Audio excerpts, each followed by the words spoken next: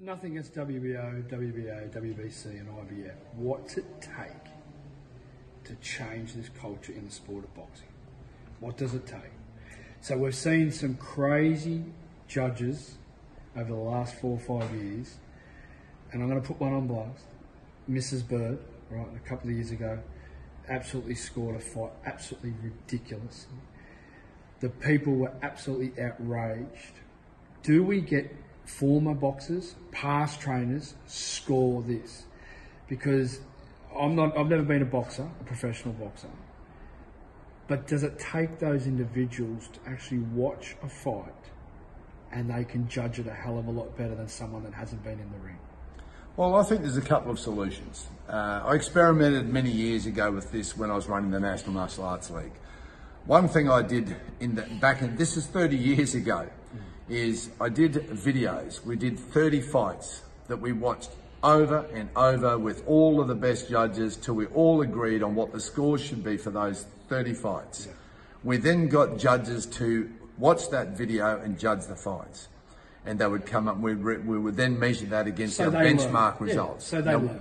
What we found, it was staggering, because what we did then is the judges who got the best scores, okay, they were great. We graded them as A's, then we had B's and C's. Now we found the C's, doesn't matter, we did more videos, we trained them how to judge, and they were still they never seemed to get it. For some reason, we found that good judges who understand it are consistently good, and the bad judges tend to be consistently bad. But what it did is by grading the A, B and C style of judges, again, we just kept all the good judges. Now, I don't think they're doing that well enough. The second thing that I believe is in this age of technology, and it's something that I explored back 30 years ago, we're exploring this again, and I'm going to revisit it again, is technology.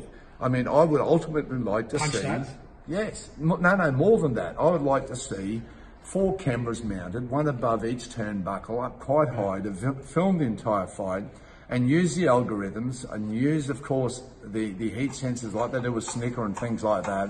And I believe that that could be done to basically eventually get us a fully electronic scoring system, okay, where we can measure the power of the punches, and if we can measure the impact and the power of the punches and the actual weapons to the correct targets and so forth, ultimately we could come up with a completely clean sport with full electronic scoring. And I think that is the future. I think it is the only thing that's going to really clean it up, because I don't think it's fair when boxers train their guts out.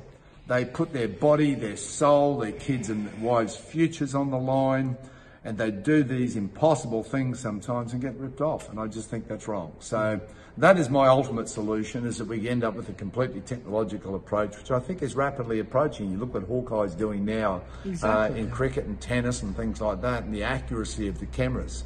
And I think the cameras and the heat sensors and that are there now. I think the technology is there, and it's certainly something that I'm exploring, and I think that as a sport we need to be exploring this more and more, and to try to take this stigma out of boxing until such times that we've got an effective electronic system. I think that what we need to do is to, as I said, grade the judges, and certainly when judges are bad, you put them back down to inferior events for some time, and maybe you just have to eliminate them. Some people just don't have an eye for judging. They're just not suited to it. Just like some people are not good referees or umpires in cricket. They're just never any good.